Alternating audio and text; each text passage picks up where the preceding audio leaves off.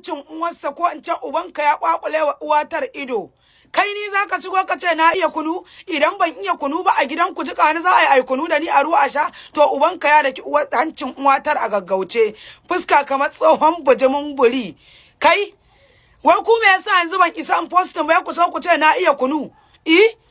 Kai bari wanda ya ce uwarsa madan ce za mu haɗu da ita a coci, ɗan iska fuska kamar an ja dan ko wanne magana a ce na fiye zagi, idan ban iya kunu ba wa zai aure ni? Ko kuma zama an ta yi a gida ba kunu? Ubanka zai rintuma uwatar guduma a kafa.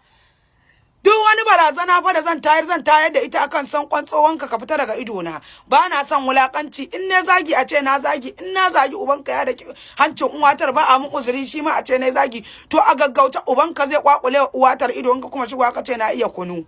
Idan ban iya kunu ba a jika ni za a gidan mu a ruwa a sha? Ko kuma in ban iya kunu ba ka son ne aure? Ko kuma so kake in ce ban iya kunu ba saurayin da yake so na yana gefe ya gulafe yana ganin me zan wani kara zan sako yau, ko kuma wace gurasa zan yaba ya kalla ya ga ya ji na ce ban iya kunu ba ya fasa?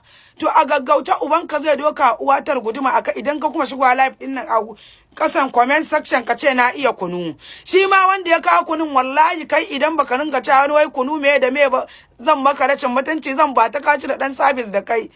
Kai ma fuskar ka kamar an ja dan ka sha wuyar rayuwa ka shigo mana da inkiya wani wai kin iya kunu? Kai na iya kunu, ka fita daga idona in rufe. Ubanka ya da